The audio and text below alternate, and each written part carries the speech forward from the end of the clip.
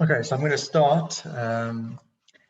Welcome Norman, Evelyn, Barbara. I think I welcomed everyone else, Stuart, Trevor. Okay, so this shiur should be slightly shorter, I think, than last week's. And you can see by the heading, we're going to look at the ideas of nationhood, providence, and freedom. So the first part of it is just to look at section 1, as I've put there, the miracle of Jewish nationhood. From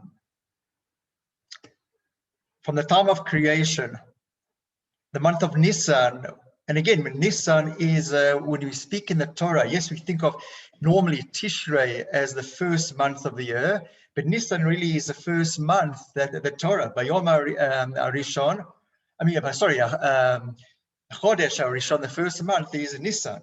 So from the time of creation, the month of Nisan was designated at the time of, as a time of beginning, time of birth, a time of renewal. Pesach is associated with the spring. We know it always has to occur Aviv, in the spring, and that's the reason why we have the leap year in the Jewish calendar as well, to make sure that Pesach will always fall out in the spring. Obviously, that's with reference to the land of Israel. Why? So why is Pesach in the spring? Because it's a time of the physical birth of the Jewish nation. If you think about it in the physical, think of land. So just as the soil produces a new crop in the spring, and we've got the first buds blossoming on the trees, so to the Jewish nation was born at this time, was born on Pesach, B'chodesh Aviv, in the month of spring. The Jews were slaves. They were considered by society, by the Egyptians, as a subhuman. And again, just to fast forward so many years later, and we see similar things, Jews being considered as subhuman. The Jews in Egypt were engaged in hard manual labor, it was servitude. They were under constant pressure, and they never had time. Time wasn't their own. In fact, I'll just add in at this point, that's precisely why the first commandment given to the Jewish people, Chodesh Hazeh, where we have the new month, the sanctification of a new month. Now you free people. Now time is your own. What are you going to do with that time? So going back to the idea of renewal and the idea of spring, the idea of a Pesach, Pesach celebrates the redemption from that state, that state of slavery, and it's our physical coming into being as a nation. And again, if we think about it closely, carefully, that's very soon followed by our spiritual nationhood. That's when we, 49 days later, receive the Torah at Mount Sinai. So Pesach falls out in the spring because, again, spring is synonymous with rebirth, with renewal, and of course that's when we came into being as a nation. If you think of the birth of the Jewish nation, again, coming about, as I've said, with the Exodus from Egypt, and even the period before coming out, we can actually see it's actually comparable to the gestation period of the time the woman is pregnant and the birth of a child. So I put there in 3 points: exile in Egypt, fetus in the womb. The Exodus from Egypt can be likened to the birth, and from the Exodus until receiving the Torah, that Shavuot, 49 days later, is the growth and maturation of this child that's been born. So if we just speak, let's go to the first one. Sorry, this is the screen. The first one, so we think about that the fetus develops internally. It's inside the mother's body, totally hidden, totally obscured from the outside view. And this is the same way that Hashem formed the Jewish people and prepared the Jewish people for the future redemption. God remained hidden from view. And if you think about it, the Jewish people very early on, when they slaved to Pharaoh and Egypt, they certainly at that time didn't think they were about to become God's nation. This was the beginning of them being chosen as God's nation. They were slaves. It appeared to them at that stage that there's no justice, there's no judge, and that there's only evil in the world, only bad things, only evil was prevailing. However, if we look beneath the surface, so if we carry on the metaphor, the analogy, now we do a scan on the belly of that mom, so to speak, now we can see what's happening what's happening in the womb, so to speak. So if we scratch beneath the surface, obviously we could see Hashem's providence already at work. Then we have the birth phase. That's point number 2. And it's actually reflected so beautifully in the verse that we come across in the book of Devarim. It says, Oy hanisa Elokim lavo lokachat lo goy mikerev goy. Has any God ever before miraculously come to take for himself a nation? So how's this particular verse explained by the rabbis of old, by the sages? They say, just as a person takes out or guides or pulls, whether it's a cesarean, whether it's a natural birth, it pulls, it helps out the fetus out of the womb. So to Hashem extracted the Jewish people from Egypt. And also, if you think of it relative to the 9-month gestation period, the actual birth is really, really quick. Again, no matter how long maybe the mother's in labor or if it's a cesarean section, the whole process is really, really quick. So again, after an extended period of slavery, and as I said, Hashem's concealment, Hashem isn't seen during this whole period. After 210 years, and miraculously, Hashem appears. We have open miracles, as the Midrash says, that even the maidservant, even the lowly maidservant, saw more than the greatest prophet at the splitting of the Reed Sea. I've still got just give me a thumbs up if you're still seeing the screen. Okay, perfect. And then we need to understand what goes after that. So we've had the concealment, the fetus in the womb. We've had the birth period coming out of Egypt. We need to understand that the spiritual elevation that we received at that moment of the Exodus, when Hashem, so to speak, schlepped us out, extracted us, extracted us from Egypt, that was, so to speak, a gift. Hashem gave that to us as a gift. The next phase, the phase leading up to the giving of the Torah, that's where we have to put in the work. That's where our maturation comes in. And that's where we have to build, we have to develop, we have to acquire those additional spiritual levels. That's why we have the 49 days that followed on from the Exodus. Today, it's a Sfirat HaOmer, where we try to improve in those 49 qualities of the soul. That's where we try mature. That's where we really show that we are ready, that we are spiritually developed, and we mature to receive the Torah. Said over there in number on point 2. So we say in the Aleinu, it's very familiar, I'm sure, to most of you, if not all. In the Aleinu, we say Shelo asanu k'gayei ha'aratzot. He didn't make us like the nations, other nations of the world. Interesting enough, in that phrase, it says k'gayei ha'aratzot, of the land. It uses the word eretz. It doesn't say k'goyim like the other nations, or k'goyei ha'olam as the world. It Davka uses the word eretz, land. Why? Because if you think about it, all the other nations in the world are formed based on their geography, based on the fact that they've got their own land, they've got rights to that land, they can proclaim nationhood. But that wasn't the case with the Jewish people. The Jewish people only received the land of Israel much later in the process. In fact, we have the birth of the nation taking place in the desert, where they don't have their own land. They're in Bamidbar, they're in the wilderness. And in fact, it's precisely there where God refers to them as a Mamlechet Kohanim, the kingdom of priests, the Goy Kadosh, and as a holy nation. Nothing dependent on land and ownership and habitation of land. In fact, it's only the fact that we were a nation and we accepted the Torah, and ultimately that led to us entering the land and possessing the land. All other nations first had the land by right of occupancy, possession of the land. They then are able to proclaim nationhood and to call themselves a nation. You would never have the French people calling themselves French if they didn't have sovereignty over France. again, the whole idea, if we just stick on that point about proclaiming a nationhood, sovereignty, if you like, that we are French, we are American, whatever you want to say, if you think about all other nations, they form by themselves.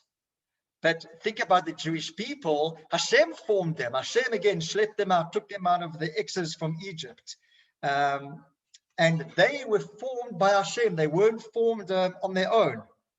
In fact, Hashem, wherever in the verse, Hashem says it expressly in the Torah. It's in the book of Shemot. I'm going to take you as a nation, and I'm going to be for you as a God. God decides it. God makes the nation out of us. We don't make ourselves a nation like happens with all other nations throughout history. That's the idea of nationhood. I put it there, the miracle, because it really was a miracle. It's unique in history. The fact that Hashem chose us, he took us out, he made us a nation, and without there being a land, we were landless until much later. As we know, it was even after Moshe's passing. It was only under Joshua that we finally went into the land of Israel. Okay. If I go on to the next section, in fact, if I just say that point over there as well, that the whole purpose of Yetziat Mitzrayim, of the Exodus, was to become a nation of Hashem's representatives, fulfilling his purpose in creation. That's why we're a chosen nation, not because we think we're elitist, not because we think we're better than anyone else and it's arrogance and we feel haughty. But no, Hashem took us out. Hashem made us the nation. Why? Because again, he had a divine mission that he wanted us to fulfill on his behalf. And we, as I said, there are his representatives. We are there to fulfill his mission, his purpose for creation. Okay, if we then go on to section 2, again, this is a big point of what Pesach is about, the divine providence and belief in Hashem. So, the miraculous formation and in fact the survival, not just the formation, but the survival of a nation to this day, to Pesach 2021 that we please God celebrating in South Africa, is to teach us what we know as a Jewish belief, and that is that Hashem orchestrates everything. Hashem's pulling the strings behind the scenes. We may not always feel it, we may not always see it. Just like the story of Purim, which we celebrated recently. The same with Pesach. It's the Hashgacha Pratit, Hashem's divine providence. And Hashgacha Pratit means personal, means detailed. Not that Hashem just has a general rule over the world and he knows kind of what's happening on every continent. But no, Hashem drills down to each and every one of us in our personal lives, our innermost thoughts, our innermost feelings. That Hashem has a personal involvement, a personal relationship with each and every one of us. That's the idea of Hashgacha Pratit, divine providence, personal providence. And that's what I put there, point number 1. If we actually think about the name of this holiday, it conveys this important concept of Jewish thought. The word Pesach means to pass over, to skip over. Again, obviously, we know it comes from the last of the plagues, the 10th plague, the plague of the death of the firstborns. Asher Pasach Hashem, but God passes over the houses of the Jewish people. That he strikes out, he kills only the Egyptian firstborn, but skips over the houses of the Jewish people where there may have been firstborn.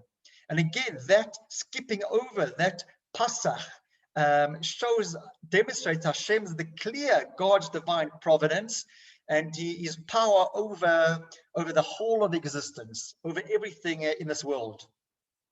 Again, if we just think about the whole concept of Pesach, passing over during the plague of the death of the firstborn, how did Hashem know, aside from the fact, okay, you can say there was blood on the doorpost, never mind that was on the inside. And again, we shouldn't think that God needs the blood on the doorpost. But how did Hashem know when he was coming to kill the Egyptian firstborns, which were actually the firstborn? again, we need to think that this was a time we speak about in Egyptian culture that had a lot of immorality. There was a lot of sexual immorality.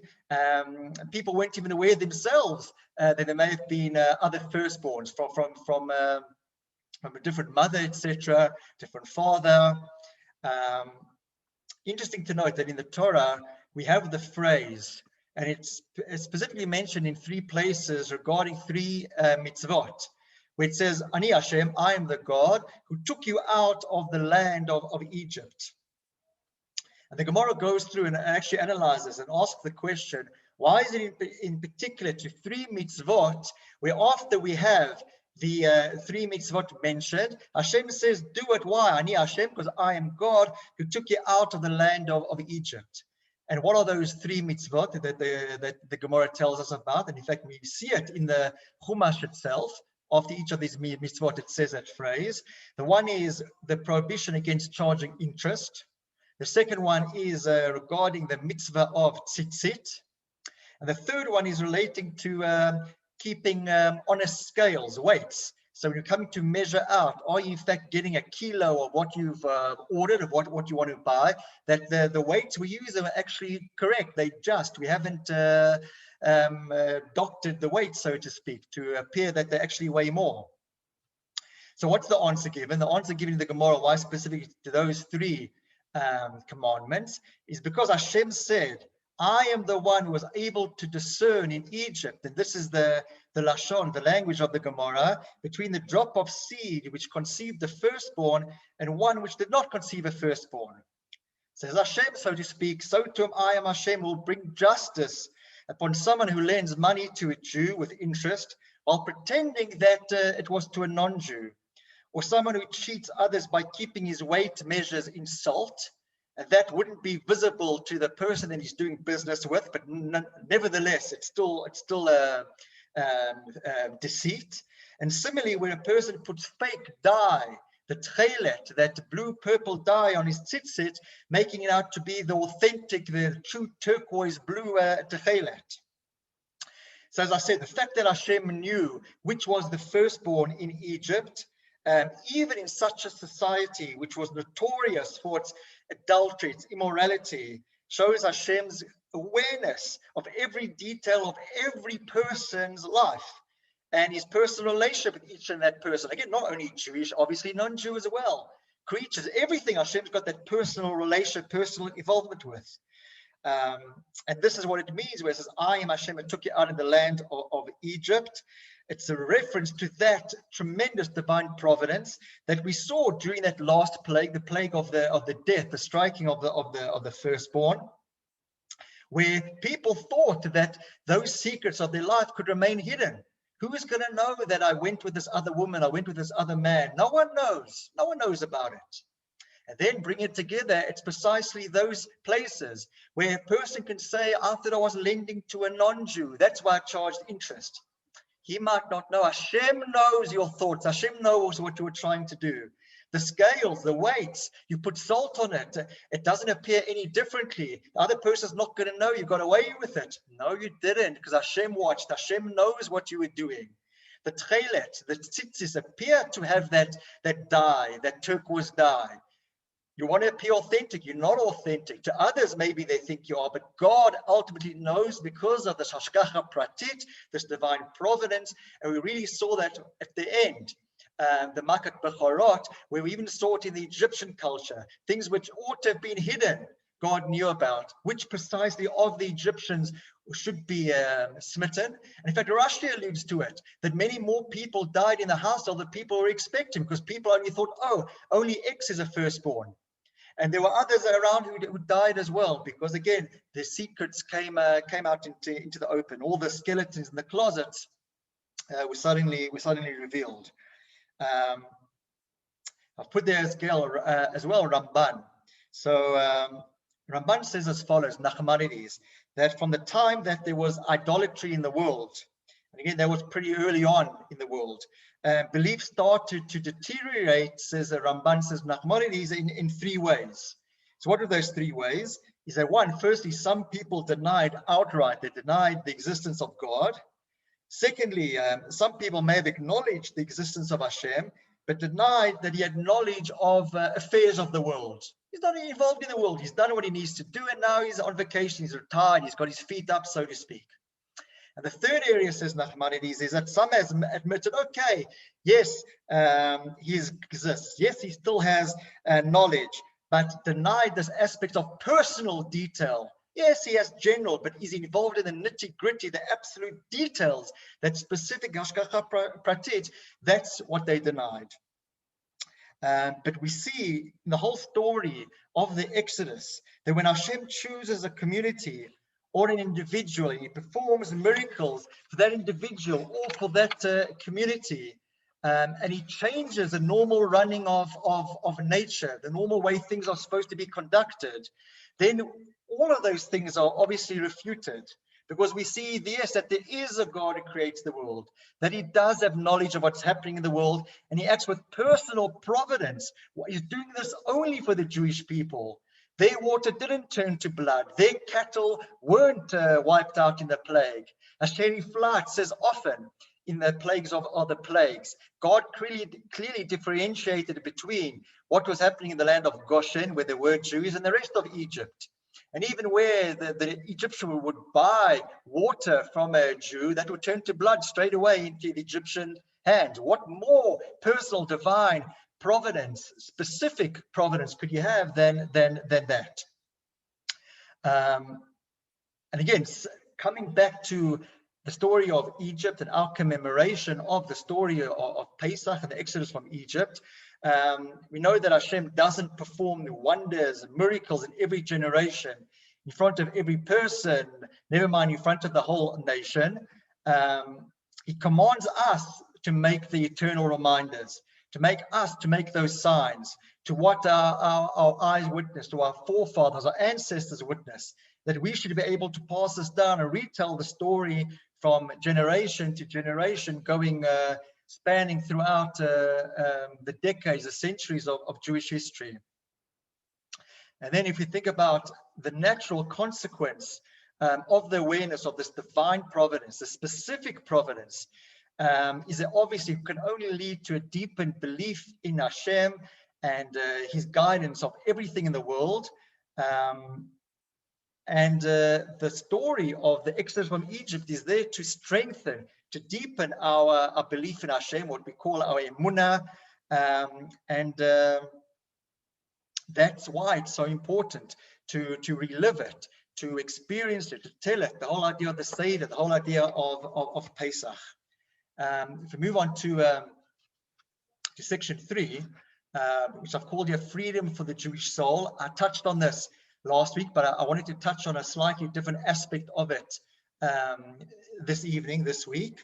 So again, I mentioned the first part of this, that Pesach, the Exodus from Egypt, wasn't only granted to the Jewish people in that particular time in Jewish history. And it wasn't just an exodus from that specific geographical location. It wasn't just a physical freedom, but it freed the Jewish soul. How so? It made it, it gave it the potential to reach its full actualization through the Torah, through the mitzvot, through personal growth. And this is ultimately what we have, the Jewish legacy that comes out of freedom. I'm going to touch on it a bit more now, but it's not just freedom. Again, we call it chayrut. We don't call it chofshi, chofish. Chofish is a holiday. Your kids are on holiday. They're free. It's a free-for-all. No one's, no responsibilities during that time. That's not the Jewish concept of freedom. That's why it's not called chofshi, chofish. It's called chayrut. I'm going to go into that in a bit more detail shortly. So, again, a fundamental concept of Judaism is that a person's freedom is determined solely by his ability to make a free will choice, to make moral choices. And again, we obviously understand in Judaism that we have these two elements inside of ourselves, called the Yetzer Tov, the good inclination, that which wants us to do everything that's divine, everything that's in keeping with our divine mission, in line with Torah and in line with mitzvot. Then we've got the contra force, the force that goes in opposition to that. That's the element of the Yetzer Hara inside of us, that inclination that wants us to always be going, doing things which are negative, things which are counterproductive, things which are undermining who we truly are and what our true mission in this world is. And obviously, our ultimate goal is to act in accordance with one's Yetzer Tov, the good inclination, and to try to diminish and minimize the control of the Yetzer Hara as much as possible. We want to minimize the control. So therefore, if we want to think of how do we achieve freedom of the soul, a person, what does it mean? If we put it very simply, what would ultimate freedom of the soul be? If we could achieve that, wave the magic wand, it would mean freedom from the Yetzer Hara, or conquering. We're able to finally conquer the Yetzer Hara, and the Yetzer Hara is no longer an influence over us. So we know that we shortly, Thursday night, we're going to do the Bedikat Chometz. We're going to do the physical search for Chometz. But again, there's a spiritual search that needs to accompany that at the same time. And that would be that it's the way that we try free ourselves from the aspects of the Yetzer Hara. One of them is that drive to evil.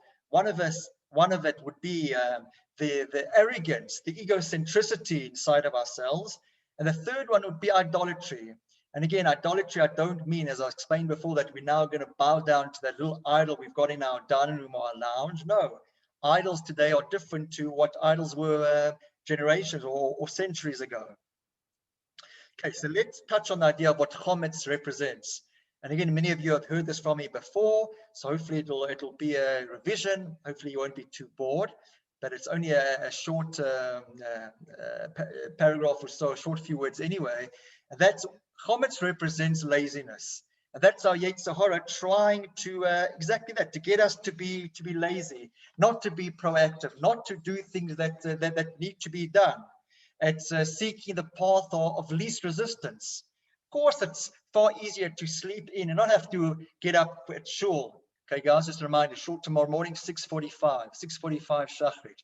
It's far easier to sleep in, right? The path of least resistance. That's a Yetzer Hara. Be lazy. Why do you have to go? You did it yesterday. God knows what you're thinking about. That's what Chometz is about. Matzah is the exact opposite. Matzah, we know, has to be baked within 18 minutes. It's time dependent. If it goes over that 18 minutes, the same raw ingredients, the same ingredients that were used to make matzah, after 18 minutes suddenly becomes Chometz, suddenly becomes leaven. It's no longer matzah anymore.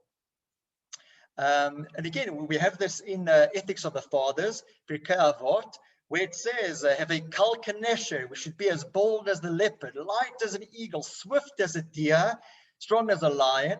What's that? In connection with the carrying out the ratzon, the will of Hashem. Again, the expression you've heard from me often is that a mitzvah that comes into your hand, mitzvah bal leyadcha, if you've got an opportunity now to do a mitzvah, al tachmitzena, don't allow it to become chometz.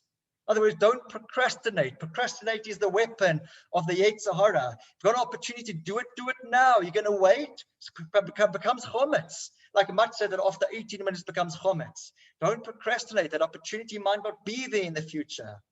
And of course, it doesn't only apply to mitzvot. It applies to our relationships. It applies to things we should have said to people. We ought to have said, what if tomorrow never comes?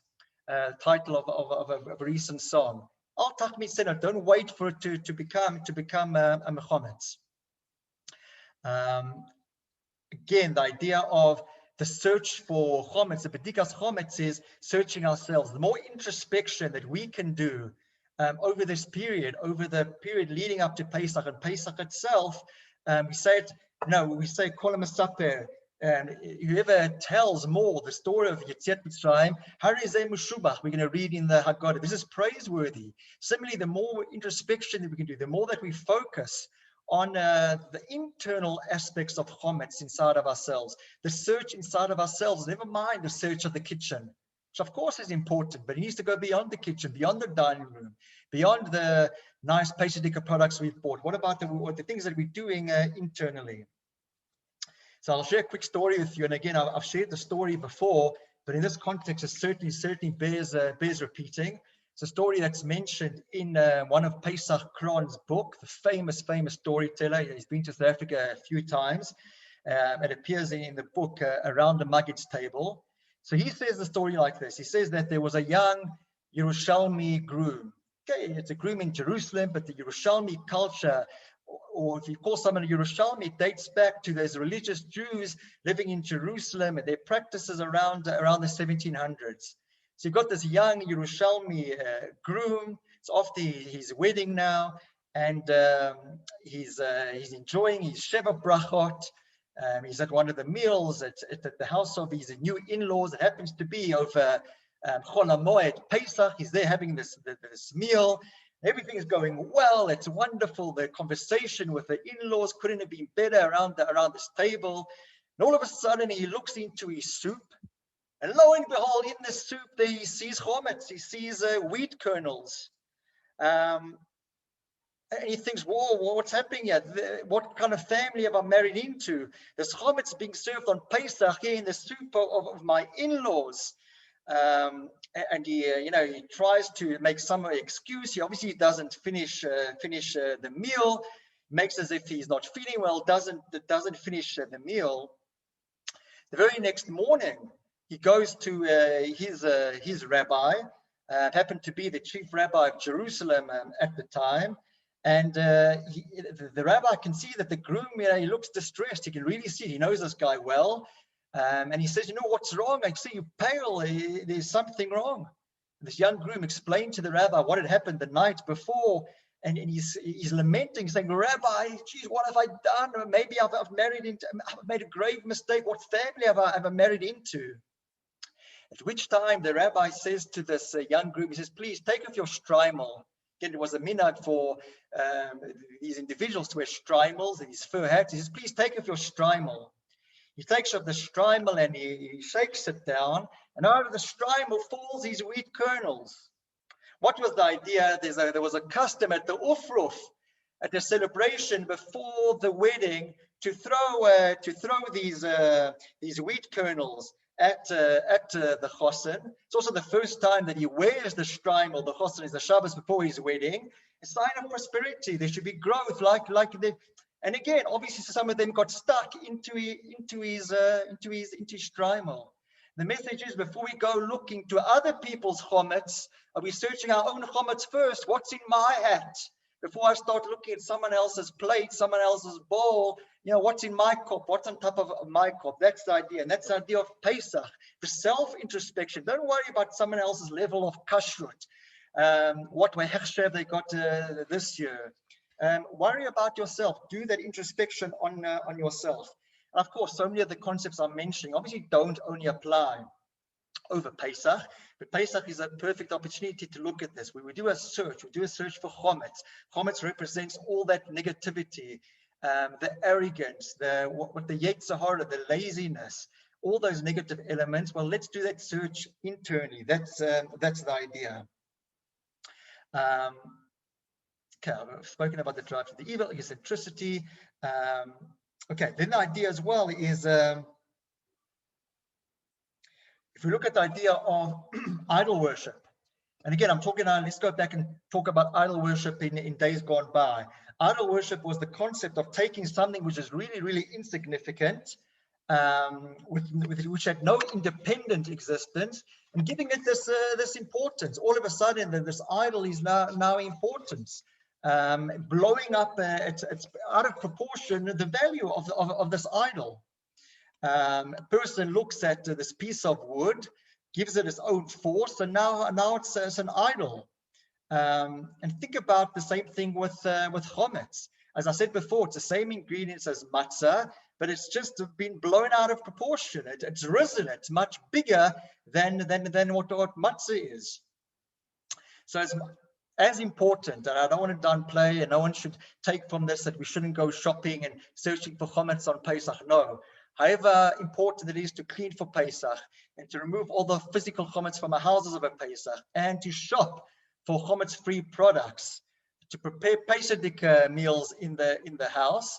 We also have to think about all those things we can do to remove all the negative elements of ourselves, all the idolatry that we have, that we've blown out of proportion, that we've made important, which really in the bigger picture isn't so important. The idol of the time, so to speak, what we're worshiping, what we're giving priority, and try to clean that out, trying to really bring that back to its true size and not giving it greater importance than it truly deserves.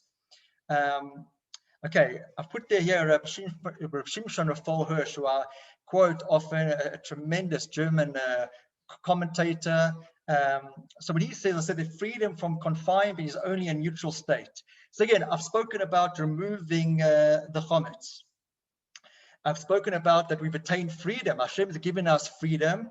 He's schlepped us out. He's taken us out of Egypt. That's what the Exodus is all about. But says Rav Shimshon Raphael Hirsch that freedom, by which we mean that we delivered from burdens, from the shackles, we've broken the chains, that's only what he terms a negative good. So it's a neutral situation. It's only a situation in which the impediment that stood in our way has now been removed. But in order to still fulfill our actual potential, we have to bring Hashem in. So yes, now a vacuum has been created. The room is empty. We've taken out of the room the negative. Okay, but that's parov, that's still neutral. How is that any good if you're not bringing good into that now empty space?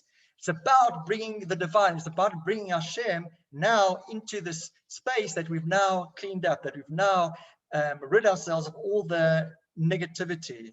So in order to fill up the space, to bring the divine closer, we have to understand and recognize who was it that brought us, that gave us this freedom, this chayrut. Who do we owe this gratitude to?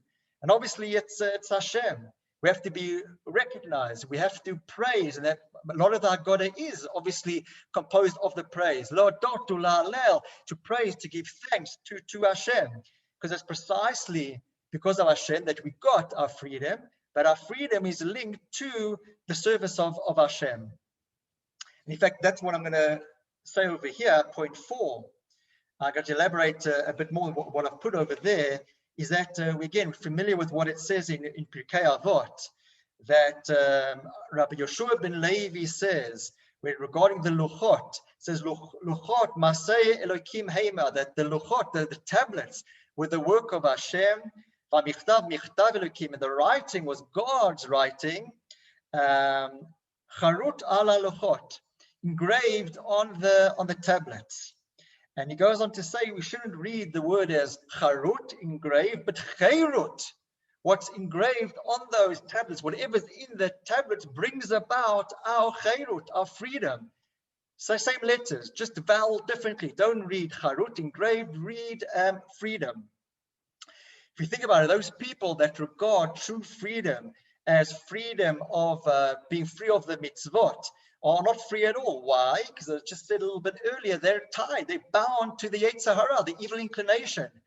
Again, think about even people who are not Jewish, but just giving into their desires, their lust, whatever their whim at that particular time is. They think they're free. They can go into that casino, into that, I don't know, house of ill repute, whatever the case is. That's freedom. That's not freedom. It shows that you're absolutely bound by your urges, by your impulses. We call it Yetzer Hara. They can call it whatever they like. That's not freedom. We would say, and again, the rabbis of the Pirkei Avot said exactly that the study and the performance of the mitzvot is the only way that we gain true freedom. Because again, what is our true freedom? As I defined it earlier, what is soul freedom? Is being free of the pressures, of the demands of the Yetzer Hara. And that's why the rabbi said, don't read charut, engraved, but rather read chayrut, freedom, because only one who's really free of the Yetzer Hara can really call himself free, can really call himself king. Okay, so let me go into the last section that I wanted to deal with this evening, and that's the idea of reliving the Pesach experience.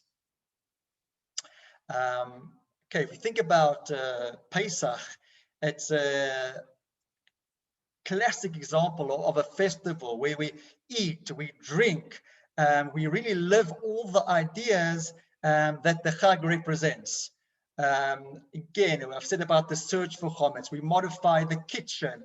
We're changing our diet. We're bringing in chametz-free ingredients, only bringing in things that are what we call Pesach. So the Sefer HaChinuch, he asks the question, and it's an obvious question. He says, why Hashem, why God, do you have to command all these actions and all these myriad of mitzvot which are connected to Pesach? The eating of the matzah, the ridding of the chametz, the search, the eating of the maror, the charoset, telling of the story of Pesach, all the actions, everything, all the symbols that we have on the Pesach at the Seder, on the Seder table, couldn't it be just enough that we think about it? Memorial Day, we remember.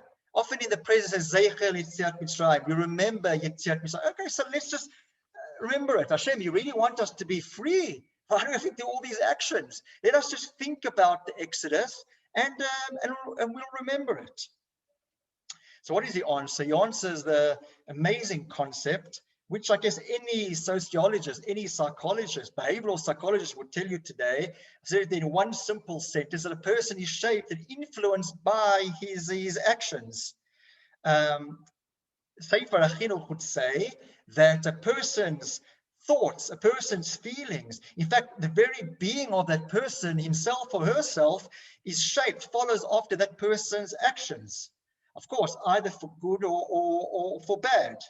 So you can have, for example, a complete degenerate, a complete base individual, but he now feels inspired and exerts himself to study Torah and to perform and observe all the mitzvot, even if it happens to be for all the wrong reasons. So he's not doing it for the sake of heaven to begin with anyway. He's doing it for the honor. He's doing it for the prestige. People are going to say, oh, did you see such and such a person do such and such a thing? Never mind, says the Sefer HaChinuch, he's going to be influenced ultimately by that which he's doing. Again, the Gemara tells us the words is that which originally begins without the proper intention. It's not lishma, for God's sake. Ultimately becomes that way. And that's based on this idea that our actions eventually are going to shape who we are. Take the opposite. You can have someone who's pious, but now he's going to mix in the wrong circles, and he's going to be following and doing the ways of these negative influences that he's now surrounding himself with. That's ultimately going to lead to him changing what his thoughts, what his beliefs are, and ultimately what his actions are. And again, Sefer HaChinuch would say that if we have this in mind, that a person is shaped by his actions, we can absolutely understand the need for the mitzvot, the symbols, in remembering the Exodus and its miracles, because they are, after all, the central feature of the Torah. Again, what I want to say is, can you imagine if we didn't have the Seder as we have the Seder today? With the Seder plate, with the egg, with the bone, with the matzah, everything you think of the Seder. Question I want to leave with you, not to leave, I've got one or two more things to say, but here's my rhetorical question. If it was just in the realm of thought, would we still have a Pesach Seder all these centuries later? If we just left it to thought and thinking about it, and we weren't having the Seder, think about it, you can have the most irreligious Jew, he feels so secular, that he's going to have Pesach Seder. Is it going to be 100% according to the Haggadah? Maybe not, but he's going to have it. He's going to have the matzah, he's going to have the maror, he's going to have the wine. Experiential, because it's been done with all the symbols over all these years. That's why we still have it, the practice. Had it only remained in the realm of thought, I'm going to think about it for 7 days each year, outside Israel 8 days, we might not today be having a Pesach Seder. Never mind in the diaspora, maybe even in Israel. And again, if I want to just say what Rabbi Tatz says, again, obviously no stranger to us, obviously born in South Africa. He's given so many talks recently. I've had the pleasure of listening to him recently as well. Just an amazing mind. So what does Rabbi Akiva Tatz say? He says, briefly, we have to actualize the inspiration. So he says, when Hashem, and I've mentioned this idea before, when God took us out of Egypt, that was a gift. That was miraculous. Hashem needed to do that. He needed to save us. We had sunk to the lowest level of impurity. We were pretty similar to our Egyptians, those who had enslaved us. We didn't earn it. It wasn't intrinsic something we earned. Hashem gave it to us. That was the inspiration Hashem gave us, so to speak. But once Hashem gave us that inspiration, that gift, it's up to us now to work on that, to build on that inspiration. We have the 49 days leading from Pesach to Shavuot. God's not giving us anything there. We've got to work through those 49 days, as it was historically, to be able to receive the Torah, to build up our level of spirituality. He says we have this in every phase of life. Think about it. A person gets married. Wow, it's inspirational, it's magic. It may even carry on through the Sheva Brachot, the honeymoon, magic period. But if you're not going to work and take that inspiration and do the building that follows those moments of inspiration, it's going to be lost. Maybe you're not going to have that wonderful marriage that endures. When a person is bar mitzvah, he puts on tefillin, that moment of inspiration, that excitement, he puts on tefillin for the first time. If you're not going to build on it and try and force yourself to go to shul the very next morning and put it, again, that may be lost. And in every stage, you can think of a father or a mother supporting the child's just taking its first steps as a toddler. So of course, those first moments, the father and the mother is there to support the child. But thereafter, child, you're on your own. You've got to learn this on your own. You've got to be able to take those steps. Yeah, you're going to fall, but I can't be propping you. I can't be holding you up all the time. So it's how we take those moments of inspiration, how we build on that, how we work on that. Rabbi Tzadok HaKohen, I'm not sure if he knew of the concept of, in fact, no, I mean, he comes way before Rabbi Tat. So he says something very similar. He says, again, we need to act so quickly. When we have those moments of inspiration, we have to commit, we have to work on them, we have to build on them right away. Otherwise, they just fizzle away. Think about Yom Kippur. Yom Kippur, again, the concept of Kol Nidre. A person, again, might be so removed from Yiddishkeit. He or she might not come to shul at all during the year, but Yom Kippur, I'm going to be there. Please God, you felt some inspiration over Yom Kippur as you beat your chest or whatever thoughts you had. That's the moments of inspiration. What are you taking forward from that? And again, that's what Pesach is teaching us as well. We tell the story, of the Exodus. We tell the story of all the miracles that took place. That's Hashem, that's the inspiration that Hashem gave us. Hashem made it so abundantly clear that He's the God. And but then it's up to us. That was also the concept of that took place much later of entering to the land of Israel. Land of Israel was going to be a land where you're now going to work the land. There's no longer going to be manna falling from heaven. There's not going to be that you're going to see the protective glory of Hashem, the clouds of glory, the pillar of fire. Guys, now it's up to you. Now it's up to you to do this. So again, that's what Pesach is here to teach us. Just in wrapping it all up, I'll just go through very, very quickly. I'll end with this, with a brief summary. We started, what was the purpose of the Exodus from Egypt? So the Exodus was a vital stage in the birth of the Jewish people. The Jews were compelled to first undergo the degradation of slavery in a foreign land, the accompanying loss of national identity characteristic of subjugation to a foreign nation. The goal of the Exodus from the bondage of Egypt was for the Jewish people to become God's nation, thereby fulfilling the purpose of the creation of the world. Why did God form the Jewish nation before He gave them a homeland? So again, this was the unique thing. Although the existence of a homeland is usually critical for the national identity of peoples in the world, the Jewish people came into being in the desert. Mamlechet Kohanim, He said to them, in the desert, you're a kingdom of priests. Its existence is therefore not dependent on a piece of geography. And that, of course, is so important. Because again, Hashem had to show us, people, my children, you're going to be dispersed. They're going to be future exiles. Don't think that just because you're not in Israel, that's the end of Judaism, that's the end of your religion. No, it's not dependent. You didn't come about because of the land. And you're not going to fall away if you don't have the land, God forbid. How does a miraculous exodus from Egypt reveal divine providence? The Exodus and the 10 plagues that preceded it demonstrate that Hashem controls the forces of nature and intercedes in what happens in the world. The 10th plague in particular, in which the firstborn of illicit relationships that were unknown to the general public also died, reveals Hashem's knowledge of the most intimate, hashgacha pratit, the specific events of people's lives. We went on to discuss what is the freedom of the Jewish soul. Yes, we spoke about that we can be out of the physical slavery, but what about self-control? What about being able to put the Yetzer Hara in its place? We can only be considered free if we're free from the demands of the Yetzer Hara. Exodus was a preliminary stage. We had the opportunity then to go on our own spiritual journey that came after Sinai, and that was the 49 days which came between Pesach and Shavuot. What about personally leaving Egypt? Every generation, a person is to see himself as he left Egypt.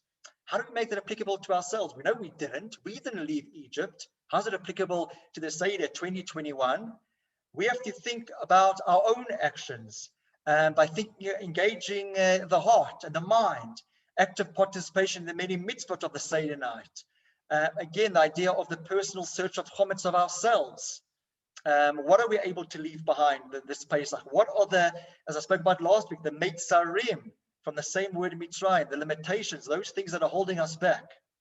Lastly, how does Pesach help us to learn how to harness and translate inspiration in our ideas? So again, the idea of the inspiration is taking those moments of inspiration. Hashem did give us all the miracles. He did miraculously take us out of Egypt. But then, guys, 49 days, this is about you. What are you going to do to prepare? What are you going to do to prove yourself, to put your hands up and show, yes, I'm ready to receive the Torah? And again, that's reminiscent of all those moments in our life, all the stages of our lives that we go through, the different stages, the different moments. And they're moments of inspiration, they're moments of enthusiasm that come with those moments, but we can't allow that enthusiasm, that inspiration to just dissipate, to just die. We've got to make sure that we act on it quickly. We've got to make sure that always that the matzah doesn't become chometz, that we haven't delayed, we haven't tarried. Please God, most of you I'm still going to see over Pesach. Those that I don't, just wish you all a kosher Pesach. May you all indeed leave your own Egypt.